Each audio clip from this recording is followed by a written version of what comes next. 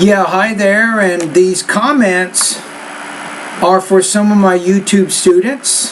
Some of you guys, I know you're at my channel, you're watching a lot of my videos, and today I'm actually going to grade some independent and integrated speaking practice tests. I think I even have a pre-test that I'll be listening to today during this video. So every day my students in my online course will be posting or will post responses, and it's part of my job. They're paying me to give them feedback so they can see what kinds of delivery, language use, and topic development issues they're having.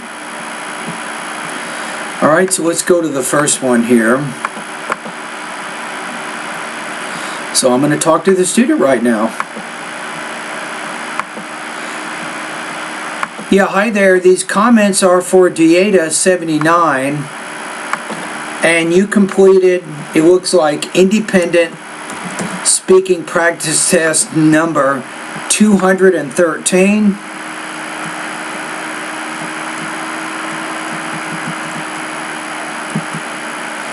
Alright, let's take a look at what we have here. So it says, your friend is unsure about buying a gas and battery hybrid vehicle or a regular gas vehicle. So what would you advise your friend to purchase and why? Alright, so let's hear how you answer this one. If my friend didn't know which car to buy, I would advise him to buy a hybrid car for a couple of reasons. The first reason is that first, I like how you're using the simple past to talk about a present and possible condition, so your grammar is pretty good. Our environment. For example, I know to buy a hybrid car for a couple of reasons. Okay. The first reason is that a hybrid car can protect our environment. Okay. For example, I know that regular cars are emitting carbon dioxide, which contributes to more than 95% of air pollution. You want to say the word not contributes, but contributes. So stress is actually on that second syllable, not the third. Are operated by batteries, therefore they are not emitting any gases and they are not causing any air pollution. Okay. And the second reason that makes me advise my friend to buy a hybrid car is that he can save a lot of money. For instance, since the hybrid car is operated by batteries, therefore my friend is not going to spend any money on gas or petrol because he can charge the battery for the car from any source for free, which is why I feel this way. Okay, so let's take a look at the rubrics here. So overall, you had pretty good topic development with your 2 support points. Pretty good with languages. I didn't notice any problems there. You had some delivery problems, one of which was a word stress issue with the word contributes instead of contributes. So you're thinking of contribution, but that's the noun form. But once you change it into the verb, the word stress shifts a little bit on that. That's about it. Everything else was pretty good. So I think you should score, I'm going to say at least 24 to 26 points out of 30, 3.1 to 3.3 out of 4. So I think it was a pretty good response.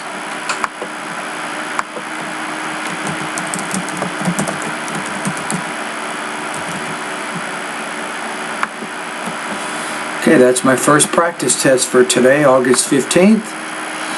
And Dieta, the one that I just listened to there, she's taken the TOEFL twice, and her problem, or her score is 24 points out of 30. She needs to get 26.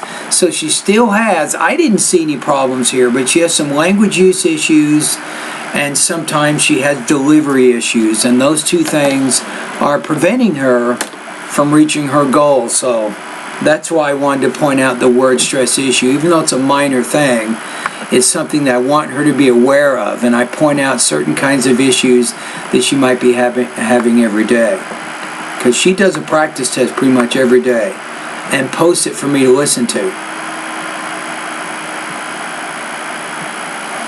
Alright, let's go to the next one here. So we've got Ravender K.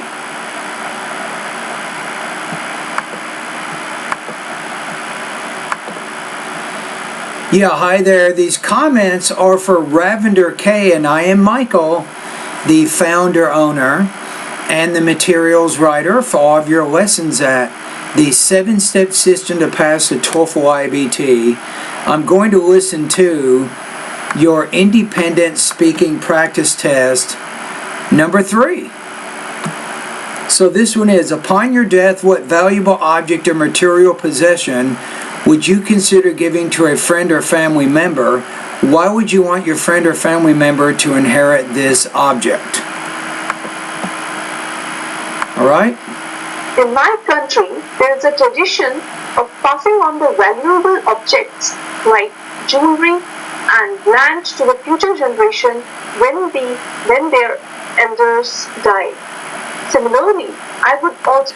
Okay, let's go back to the beginning here. I got to check a couple of things. In my country, there is a tradition of passing on the valuable objects. You say valuable, you need to pronounce that V with a little bit more vibration, so valuable. Like jewelry and land to the future generation when... Jewelry and lange or lange. That, I'm not sure what you're saying. I know jewelry, I understand that. It's the word that comes after that. That's what I'm not sure about. When their elders die. Similarly, I would also like to continue the tradition of passing on the things like jewelry and land. No, you're 21 seconds into your response. You're still talking about things in a very general sense. No, you need to get to your specifics pretty quickly. So right in the beginning, you might say, well, my diamond ring is the object I'd like to give to my son or my daughter upon my death. I would want my son or daughter to have this object because... So that's what you're doing right in the first 10 seconds of your response. You need to really focus what you're doing. You're giving some general statements about what happens in your culture and so on. But remember, you don't have like 2 hours to discuss this. You have 45 seconds, so you need to really get to those details pretty quickly. For several reasons. First of all, this will make them more oriented about the lives of their ancestors. It would make who more oriented? So, what is the object first of all, and who you want to give it to second of all? Don't talk about things in a general sense. You need to really personalize this response. And make them appreciate how their life was and what they value the most. Second of all, this will help them in being more related to their culture. You say help them, help so who? That is why, so I'm still not sure who you want to give the object to. for these reasons, I would like to pass on the things that have been passed on to me by my grandparents. No. In my country... No. Let's go back. So, this one, you're having delivery issues, which means pronunciation, so you have some difficulty with your pausing and your pacing. You can go to pronunciation lessons 41 through 44 to get some more instruction on that. But the biggest issue, I think, really is language use and topic development. You're just not very specific in, number one, what the object is and who you want to give it to. So in terms of answering the question, I don't think you really answered this question in a specific sense. So for your score here, I'm going to put you at 2.3 out of 4, 18 points out of 30 on this practice test.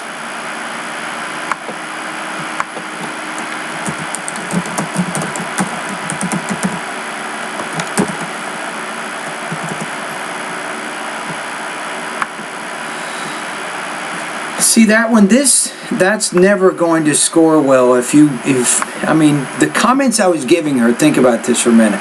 So if I go back to the question it's what object would you consider giving to a friend or family member?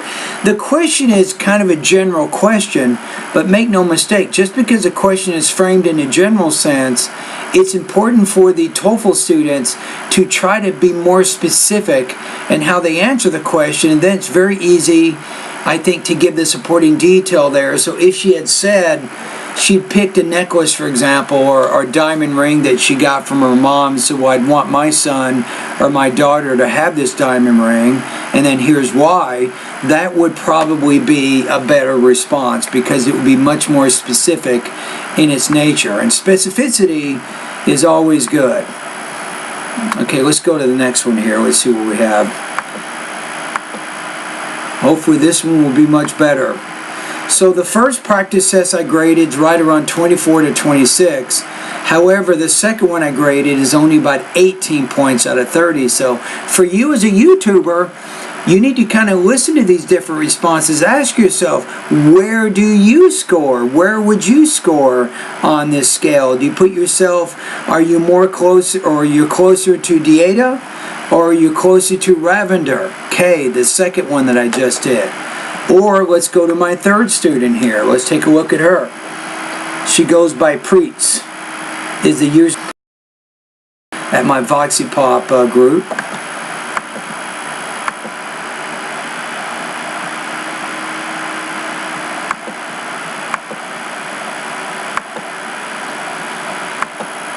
Yeah, hi there. These comments are for Preets. And as always, you posted a practice test for me to listen to. And by the way, I love the icon you're using at Voxy Pop. So every time I look at your response, I see some flowers. Looks like maybe yellow flowers, maybe some red flowers, maybe purple flowers in there. It's kind of relaxing. Kind of makes me feel like I'm in a garden or something. So I appreciate that. Okay, let's take a look here. We're going to independent speaking practice test number 20. Your friend is nervous because he will start a job interview tomorrow, so what will you advise him to do, or what would you advise him to do? I would advise my friend that she could listen every instructions given to her on her very first day of job. Because if she didn't listen carefully, nervousness, there is a possibility that she might do. Okay, let's go back to the beginning. I want to look at your introduction again. I would advise my friend that she could listen every instructions given to. I would advise that my friend, here's the better grammar. The choices you make, not the best with your grammar. So I recommend you use here the subjunctive tense, or subjunctive mood. Now what am I talking about? Go to Google, use the power of the search engines, and type in the word, what is the subjunctive mood in English grammar? That's what I think you can use here in the beginning. So here's what you said. I would advise my friend that she could listen every instructions given to her on her very first day of job. I would say, I would advise that my friend listen to blah, blah, blah. So that's subjunctive. Notice how I didn't put a modal in the noun clause. I just said, I would advise that my friend listen to, and so on. Because if she didn't listen carefully, nervousness, there is a possibility that she might do some mistake. For example, that personally... She might do some mistakes. Usually, we say make a mistake, not do a mistake. So it's kind of an idiom or idiomatic type use of that. So be careful about using the words make versus do. Now, if you're not sure, go to Google again. Here's some keywords for you. How to use make and do in speaking for ESL students or something. Type in those keywords. What is the difference between make and do for ESL students? With me on my very first day of job. When I was on my very first day of job, my boss given me some instructions. And not the first day of job, but the first day of my job, because I think in that case, you need to use a determiner, in this case a possessive, kind of a possessive adjective. So my job, her job, his job, our job, a job, the job, depending on how you want to use it. You need to put noun markers before count nouns. Told me that I'm not supposed to press that particular button because it will create an emergency sound in the building. Now sometimes, Preach, when you're speaking, you speak a little bit quickly, and as you're speaking quickly, you're not always clearly pronouncing all the words in that part of your idea. So you have to be careful. I know when you're speaking, you want to be fluent, you want to speak fairly quickly, but here's the key. You divide your ideas into thought groups, and within each thought group you can blend some of the words within the thought group, but you still need to pronounce those words clearly so that others can understand what you're saying. I did that, and it created a so loud sound in the whole building, and everyone is looking for the person who had pressed that button, and it was a very awkward moment for me. I also recommend her that she could take a morning walk before the... I recommend that she take a morning walk. Again, you're avoiding the subjunctive mood in English grammar. Why is that? Maybe not after this, after my comments today, you won't do it anymore, but because you're avoiding that grammar, it's telling me that you don't understand that grammar. That's a limitation. It's dragging down your score. So remember, the subjunctive mood can be very useful whenever you're recommending or you're advising or you're urging someone else to do something, and then you say, I recommend that my friend take a walk in the mornings before going to work or whatever. Good job, because it will help her to build up his confidence and fresh your calm mood. All right, now the other intelligibility issue, I think I'm getting you more used to how you speak. And it takes sometimes, I'll be honest with you, it takes me sometimes to have 4 or 5 different practice tests to really understand why is it that I'm having so much trouble understanding you. And part of it, I think, in your delivery is your intonation. So if you want to learn more about intonation, go to pronunciation lessons 36 through 40. I have some very good videos, very thorough videos about how to vary your intonation. Now the other one is the pausing idea. So once you say some words, I went to the store to see my friend, and then I went back home to talk to my mother. So you want to make sure that you're pausing after 4 or 5 stressed syllables. You have a pause, and if it's not the last thought group in the ideas, your tone kind of goes up a little bit, but you're also having a little bit of trouble with your pacing. I think so. It's a combination of having some pacing issues, and you can learn about this by going to my pronunciation lessons 41 through 44, and also you're having those intonation issues. But what does it mean for you? It means a lower score. All of these things are causing problems with your speaking, right? So your score here, because of some delivery, I think maybe some language use issues, I'm going to put you at about 2.1 out of 4, 17 points out of 30 on this practice test.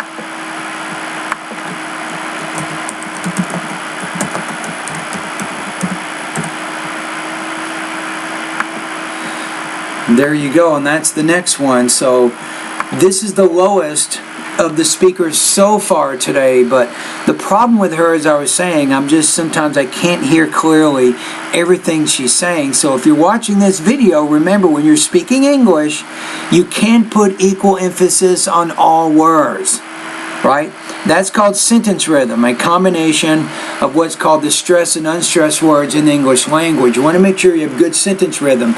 That means that you're putting more emphasis on nouns, adjectives, adverbs, and verbs. That's important. But the real issue with her is she's not varying her intonation enough, and then she's having those pacing issues that I pointed out. So you should be careful when you're speaking English. Make sure you pause appropriately, but not too much.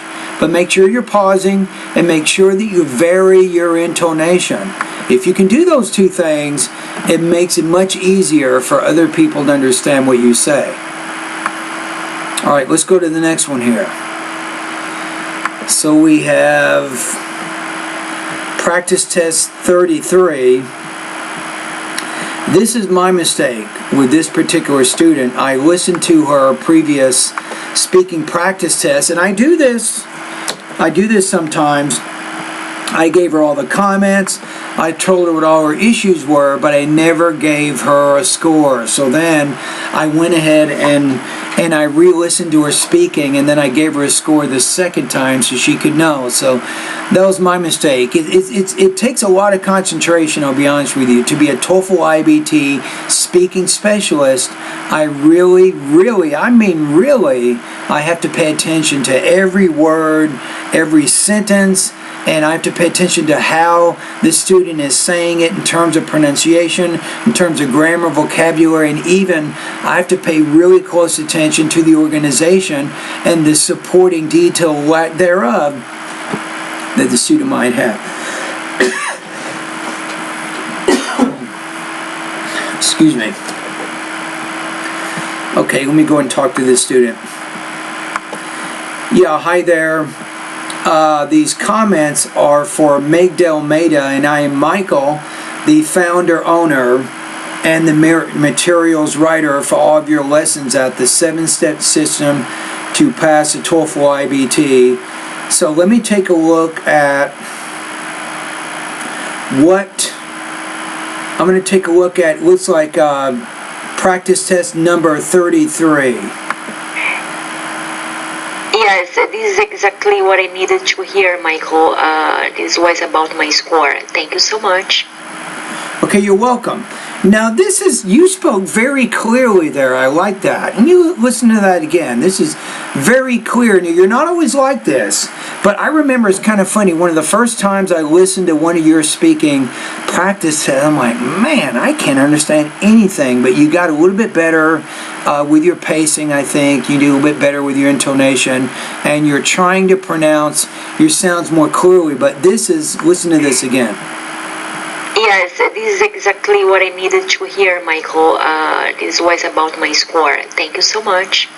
All right, you're welcome. And thank you for taking the time to remind me about what I needed to do. So I apologize for not giving you the score on that previous practice test.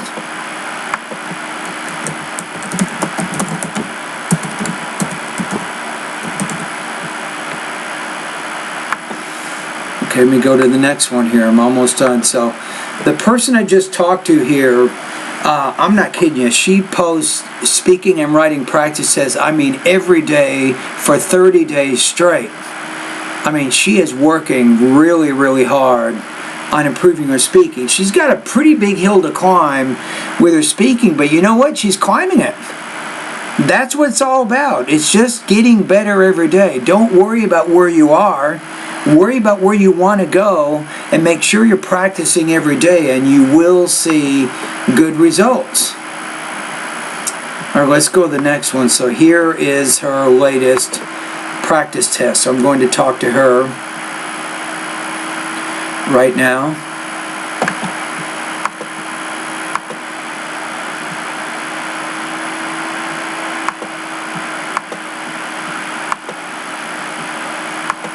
Yeah, hi there. These comments are for Migdal Maida, and I am Michael Buckoff, the founder, owner, and the materials writer for all of your lessons at the 7-step system to pass a TOEFL IBT. And here we are. And you did independent speaking practice test number 37, so hopefully this time I will not forget to give you what your score is, and look at it from my angle too. It's so involved, and I have to really super concentrate on everything that you're saying. And remember that I give you comments the very first time I listen to your practice test. I want you to know my first impressions. Now here's the key. If I can get through your entire practice test without a single pause, that means you did a really good job. But once I have to pause and start giving comments, the score is going to start going down. Okay, so this is number 37. So it says, what do you think would improve the quality of life in your hometown more? Reducing crime or improving the environment, such as reducing pollution? Give reasons to support your position. Okay, so in your case, you're talking about reducing crime or improving the environment. So which one do you think is better? So you say, definitely reducing the crime would improve substantially the quality of life in my hometown. Okay, so you chose one or the other. I like that so far. Now let me go back. I got to listen to a word here. Definitely reducing the crime. So there, definitely, you're not, I think it's a word stress issue. Definitely. Improve substantially the quality of life in my hometown. First of all, would improve, are you saying substantially? This is very known to be the most violent city in Mississippi, and monthly numeric. Now wait a minute. I heard Mississippi in there. You got to be kidding me. Let me go back. Hold on a sec. Now I'm digressing here. This is very known to be the most violent city in Mississippi, and monthly. part of life in my hometown. First of all, Jackson is very known to be the most violent city in Mississippi. Jackson, are you kidding me? Guess where I grew up? I grew up in Tupelo, Mississippi, and then I also lived in Madison, Mississippi, which is right outside of Jackson. I lived in Mississippi from the 1970s, early 1970s, to the late 1980s. Now, of course, that's a long time ago, but still, I know exactly where you're talking about, believe it or not. Now, I live in California now in Oak Hills. Wow, we have absolutely the best weather. Your weather in Mississippi sucks. It's super hot. And monthly, the medical center admits hundreds of victims of crime. For instance, last week I was watching the news when I realized over than 5 shooting episodes happening in different points of the city, causing more than 10 deaths and several When you say causing, maybe say therefore causing, or consequently causing, or hence causing. Say the word hence or thus. That's a cause-effect connector. You can connect the ideas together a little bit better. And it shows some kind of advanced grammar. People, moreover, in Jackson, it's very common to have a house broken into and people losing their... Okay, there I got to check your language use. I apologize. Let me see. And several injured people. Moreover, in Jackson, it's very common to have a house broken into and people losing their... To have a house broken into, but you're just stating all these facts. But you're not framing it around the purpose of the speaking task. The purpose is why reducing the crime would improve the quality of life in your hometown. So when you move to the second point, you're not going to make the statement like you just said. I'm going to give you a choice. Causing more than 10... Okay, I'm going to go to your second point. I'm going to give you an idea of how you can restate that so it's more organized around the speaking task. And several injured people. Moreover, in Jackson, it's very common to have a house broken into. Okay, you're just stating a fact. You're saying in Jackson, it's very common to have a house broken into. Right? But how does that relate to the quality of life or improving the quality of life in your hometown? So if you said this, well, if we can reduce the crime, we can eliminate or decrease the number of home invasion robberies in my hometown, or we can reduce the number of home robberies in my hometown. So what you're doing is you don't just state facts. You need to go back to what the purpose of the speaking task is, and then frame your points accordingly. And people losing their valuable personal articles. Therefore, this is why I think the quality of life would be improved if the crime was reduced in my city. Right. So I like kind of what you're saying there, but you're still not making the connection exactly clear. Right? So let's go back to the beginning of the task. So what would improve the quality of life more, reducing crime or improving the environment? So you say reducing crime, and specifically the number of violent crimes and home robberies would definitely improve the quality of life in my hometown more. So if you say, well, first of all, if we can reduce the number of violent crimes in my city, the quality of life would be better because people would be more comfortable walking in the parks and walking in their neighborhoods and generally going out in the town to do their business. You say, second of all, if we can reduce the number of home robberies in my town and of course reduce the amount of crime we're having, the quality of life would be much better too because people would be better able to protect the articles in their homes and the things that they buy. They wouldn't have to worry about people breaking in their homes to take those things. So their quality of life would be much better if we could reduce either the number of violent crimes or the number of robberies happening in my hometown of Jackson. You see what I'm saying? So you can't just state facts about something. You have to show how this relates back to what you're talking about. And see, this is what I'm saying. You see how detailed I'm getting here, and all of a sudden I almost forget to give you a score again, but obviously you're not going to get that great of a score because I think the connection of your ideas could be a little bit better, especially as you're relating them back to the speaking topic. You had some minor delivery issues, but overall I can understand what you're saying, which is good. Language use, I can't remember now of everything that I've said. I don't think you had any major issues there, but your score here, I'm going to put you to about 2.5 out of 4, 19 points out of 30 on this practice test. So I hope the comments I gave you here kind of make sense, because everything I'm saying here, it also applies to the independent writing task. Again, don't make factual statements as topic sentences in the body paragraphs of your independent writing. That's not good. You want to make more of an argument. So instead of saying, like you said, you know, in Jackson, Mississippi, there are many home invasion or robberies or home robberies in my hometown, that's just a fact. That doesn't work as a topic. If you make that a detail, it's okay.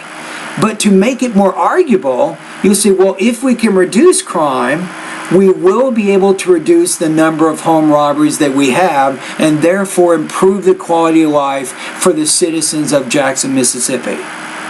You see what I'm saying? So you need to make sure that you're making your connections clear. That is what you can get from these comments today. And I'm done with that one. Now my brain's tired because of all that. You see everything I had to do there? So now she's going to get these responses or these comments tomorrow, right? So she's got to hear my comments about her practice test. Then hopefully she'll make a few changes. And then over the next few days, I will see better and better organization of ideas. That is it. This is how she's going to get better. A lot of people are not going to tell you this, but I'm telling you this right now. This is exactly how she will make the improvements that she needs to make. Okay, I think we have one more. So I told you my brain was getting a little bit tired, but guess what? I got the biggest one of all I have to listen to right now. I think we're getting into a pronunciation pretest, I believe. But let's see what we have. So I just did independent speaking practice test number 37.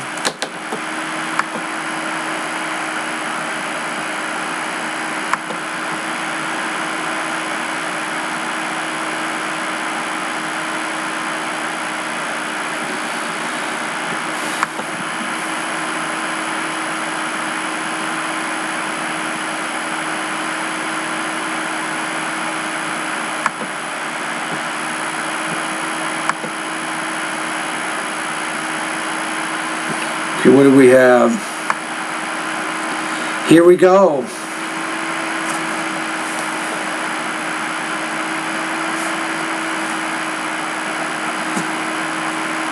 Okay, here's the next one. So this guy goes by the name of Vinny. Or he or she, I don't know who it is yet. Okay, so this student did a pretest for vowel and consonant sounds. You're going to be bored on this one, but you, who are you? You're the YouTube viewer. But here's my job on this one. This student has to go through reading pairs of words and then answering some questions in part B, and my job is to go over and look at the pronunciation and see kind of how the student is doing. So here we go. Lesson number 7. Pot, board, wrong, grow, honor, over, father, though. Lesson number 8. Pet, pod, map, mob, tag, talk, and on, mac, mock. Lesson number 9. Bright, brown, broil, lie, loud, loyal, pie, pound. Lesson number 10. Gate, get, late, let. The vowel's not quite long enough, Make, so that's number 10. met, blade, blad, dane, den. Lesson number 11. Meet, mit, feet, pit, lead, Try to close my eyes and lip, listen. seat, sit, eat, hit. Can I still get the Lesson number words? 12. Okay. Look, luke, luck, took, tool, tough, good, Not bad. Lesson number 13. Match, mesh, cheat, sheep, feature, fisher, chief, shaft, cheat, sheep. Lesson number A little 14. bit of trouble with the CH. So Off. 13. Off, half, have, fine, wine, No, trouble with the V Fine. too. win, The initial V sound is hard for this student. fan, van, wafer, wherever. Lesson number 15. Let me listen to the next How, one. habit, who, rehash, behavior, hate, Batman, beaten, important, brightening, hat-trick, threatened. Lesson number A little 16. bit of trouble with the glottal Major. stop, lesson 15. Measure, fragile, fraser, lesion, More trouble. lesion, 16. engine, azure, large, Asia. Lesson number 17. Okay, here we go. Cake, cat, sink, sack, game, game, cap, gap, lake, lack. Lesson number 18. Lean, rear, better, luggage, rugged, udder, right, light, committed. Lesson number 19. Pace, vase, flap, flap, cap, cap, lap, lap, Not bad. pay, bay. It's good. Lesson number 20. Got it. Lies, lies, sip, jip, sue, Jew, No, no, no. Elisa, So that's 20 Eliza. problems. Lesson number Let me 21. get back to my mental state here. Multiple, Robert, example, pressure, principle, number, people, philosopher. Good. Lesson number 22. Next one. Volcanism, written, written, maximum, question, summer, reason, chasm, often. Lesson number 23. Dip, dip, card, card, tight, tide, No. brain, Boo. brain, 23 is having trouble. The TD sounds. team, dream. Big trouble with this Lesson one. number 24. Okay, here we go. Thigh, dwy, No, no, no. Big trouble. breathe, teeth, teeth, teeth, teeth, though, true, though, worth, worthy. Okay, now here's a key. So because of the pretest, I've now identified specific vowel and consonant sounds that this student needs to work on. So here's what I got to do. Now I need to talk to this student now. I'm going to go ahead and make a recording and upload it so the student can get these comments. So here we go. Yeah, hi there. These comments are for Vinny26. I am Michael, the founder owner and the materials writer for all of your lessons at, guess what? The 7-step system to pass a TOEFL IBT, no doubt. You just did part A, the pretest. So, there are some specific lessons I think you need to focus on right now. You might want to write them down. You ready? Lesson number 10. Actually, let me start over. Lesson number 8, 10, 13, 14, 15, 16, 20, 23, and lesson number 24 for you. Now, I recommend you go through all of my pronunciation lessons at least one time. And remember that right after lesson number 24, there is a link. It says, see and hear the consonant sounds of American English, the vowel and consonant sounds. If you click on that link, you can actually see a video with a person who goes through all of the vowels, all the consonant sounds, of American English. You can practice there as you need more practice. Go through the lessons I just recommended. Now, I want you to read out loud with me as you go through all the lessons here to work on all areas of your pronunciation, not just vowel and consonant sounds. But if you read out loud with me, you can work on sentence rhythm, you can work on your word stress, you can work on your intonation and even your pacing, your thought groups, and your blending. So everything. Practice makes practice, but this is not enough. You also need to watch movies each week. I'd recommend 3 or 4 good movies. Each movie is about 2 hours, so you can get more conversational English. This is very, very important for you right now. Okay, now let's keep going. You're now going to answer some of the questions in Part B. You're going to tell me about yourself. Hi, Michael. My name is Rohit Kumar Barwa. All right. How are you today? I'm an occupational therapist by profession, and I did Master of Occupational Therapy from India. All right. So you did a master's in physical therapy. Now, sometimes you're having word stress issues also. You're not stressing the correct syllable in the word, and it's making it a little bit hard for me to understand what you're saying. Currently, I'm working as a specialist occupational therapist in the area of hand rehabilitation in a King Fahd Central Hospital, Jizan, Saudi Arabia. All right. Last year, I passed my national board exam for the United States. All right. Congratulations, by the way. Now, I have a license to practice in the United States. Good. From the last 1 year, I keep procrastinated my TOEFL exam because of some family reason, time. I don't know why I did this. Now I am looking forward for my TOEFL exam for my visa screening. For this, I need 89 as an overall score, including 26 in speaking section. Crap. I knew you were going to tell me that. 26 on speaking, but right now you're not even close.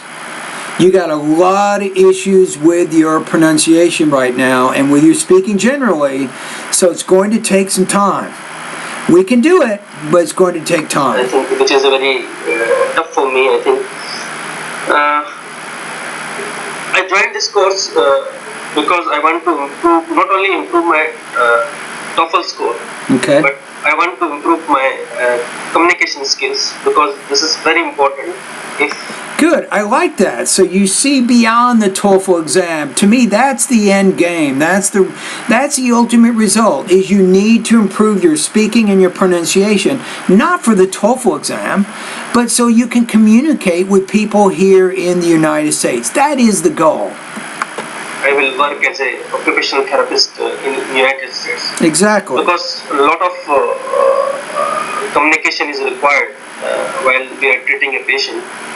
For example, while evaluating a case, we should know the present and past history of the patient illness.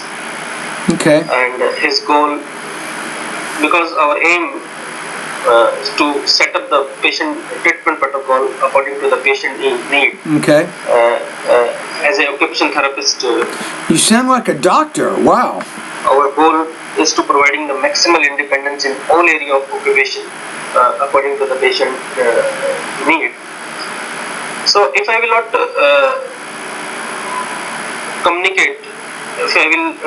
communicate good with the patient, if he will not understand my speaking, I think I will not able to make the good. Yeah, I'm going to go back. There's that one word, the oo sound. I didn't really mark that as being a problem, but I'm going to revise my comments because I'm noticing as you're speaking, you're having some problems with, it's lesson number 12 there, the oo, like in the number 2. So you're not carrying that vowel sound. It's not long enough when you pronounce it. So you're having some problems with your longer vowel sounds of American English. Treatment protocol for him. Because I know I have a very bad pronunciation. Maybe he will not understand me. Yeah. I can understand you, but not everything that you're saying. But remember that I'm trained. I listen to non-native speakers every day, day after day after day after day for 20 years. So I can understand a lot of what you're saying. But then a native speaker who's not trained, who's not accustomed to listening to non-native speakers, they may have more trouble than I'm having. I'm going to say you're 80% intelligible. I can understand about 80% of what you're saying. Here, I'm saying that you're providing a lot of tools to improve the English, especially for the American English. That's right. Because in India, we are used to read the most British English, and I think some variation in speaking in both American and in British English. Now let me clarify an issue here. In my opinion, it doesn't really matter if you speak British English, if you speak American English, if you speak English with an Indian accent. It's okay as long as you can be understood. That's the goal, is to eliminate those areas of your English which are not easy to understand by native speakers. That's my goal. So don't worry if you have a non-native speaker accent. That's okay. Don't worry if you speak British English. Who cares? The main thing is you can speak English clearly, right? No matter the accent, as long as it's understandable, that's okay. Remember Mississippi, or not Mississippi, in the United States, we have a lot of different accents depending on where you go, or dialects, if you want to characterize them as such. For example, if you go to New York, or you go to Mississippi, or you go to Texas, if you go to Utah or California, you will notice there is a very different way that we speak in these different regions of the United States. So it's okay to have an accent. I don't want you to worry too much about that. So I joined this course because not only to improve my TOEFL score, but also to improve my communication skills. And not only plus infinitive, but also plus infinitive. Very balanced grammar there, Vinny. I like how you did that. And in last, I would like to thank you. And You're welcome. I'm deeply indebted to you for providing such a wonderful platform. Yes, I'm glad to have you as one of my students also, by the way. Remember that I'm no miracle worker. I'll be honest with you. I'm not God or anything like that. I'm just a ESL teacher who has 22 years of experience. I also teach for the English department at California State University. I'm just someone who likes to help international students succeed. That's all I am. If you follow my program, if you work hard, you will get better. I promise you. You will get good results. For all the TOEFL students, not for me, for all the TOEFL students, we are not only improve our TOEFL score, but also we can improve our communication skills. Yes, I think, now I could be wrong on this, but I think that you really understand how my course works. The main focus, I think you really understand what I'm trying to do here. My main purpose in the 7-step system to pass the TOEFL IBT, really, the main focus here is to help you develop long-term academic English language proficiency. So it doesn't even matter. Maybe you need the TOEFL, maybe you don't. It doesn't matter. If you go through my course, if you complete a lot of speaking and writing practice tests, if you go through a lot of the lessons, that's what's going to happen. Now, of course, your TOEFL score is going to get higher, but that's an indirect, inconsequential issue. The main issue is my course will help improve your long-term academic English language proficiency. Which is really a commendable job, because I went through many sites like Notful and others. But in that much cheapest price, no one is offering that much services. So I'm obliged to you. Thank you. Yeah, and thank you for giving me feedback like that. I know it. I know that ETS, the online TOEFL course for ETS, Noteful, you have Testin, you have Magoosh, you have all of these online TOEFL courses out there, and I know that they don't offer a lot of the services that I have. I mean, most online TOEFL courses, Vinny, you can't complete speaking and writing practice tests on a daily basis. Guess what, Vinny? Tomorrow. or today actually, because today is tomorrow, because you posted this yesterday, you can post an independent speaking practice test today. And guess what? I will respond to it. I'll talk to you. I'll give you some comments, right? And that's how you're going to get better. You don't get better by memorizing a lot of templates. You speak, you practice, you use the language. As you do that, you will minimize the kinds of problems you're having that relate to delivery, language use, and also topic development. All right, I think we have it. Okay, so anyway, we're done. I spent too much time talking here, but I just listened to your pre-test. And you know one thing now, you know specific lessons that you can study in the pronunciation section of my course to improve your intelligibility. Now, whether or not you study them is up to you. You now have access to my course 24 hours a day. Use my course every day. I'm telling you, it will help you get better. Now the next thing, the last thing I need to do before I forget is I'm going to give you what's called an intelligibility score. An intelligibility score means how easy or difficult is it for me to understand what you're saying. Now if I give you score 1, it means that you are a beginner speaker of American English. You are very difficult to understand. If I give you a score of 7, that means that you have near native speaking fluency. So for you, I'm going to put you in the middle, kind of in the middle. I'm going to put you about 3.9 out of 4.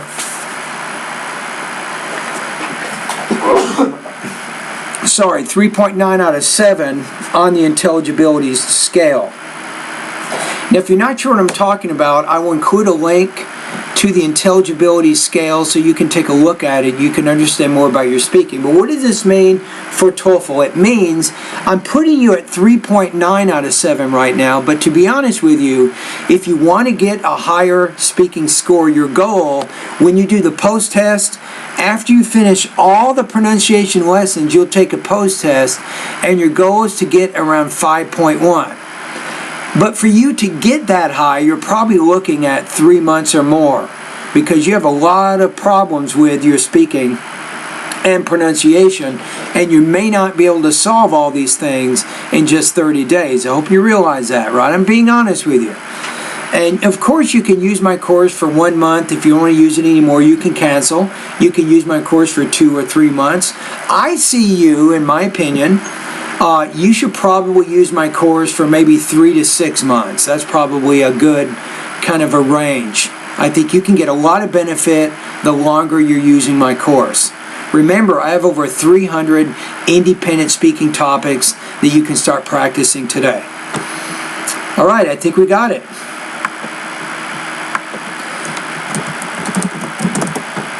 And that's the last one for today.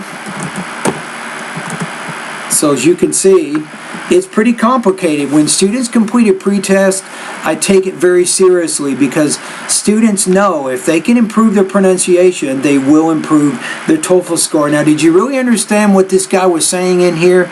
I think he kind of understands what I'm trying to do. A lot of students will say, Michael, how are you different from Noteful or any of those other guys? A lot of these online courses, they're helping you become more familiar with the structure and the format of the TOEFL exam and all that, and that's good, right? But that's not what I do.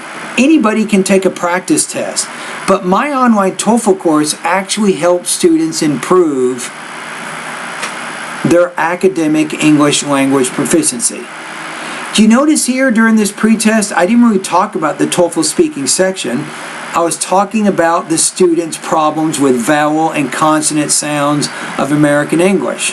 That's what I was focusing on, because I know that, as the student said in the comments that he left me, he's more interested not just getting a high speaking score in the TOEFL exam, but he wants to be able to communicate clearly with native speakers.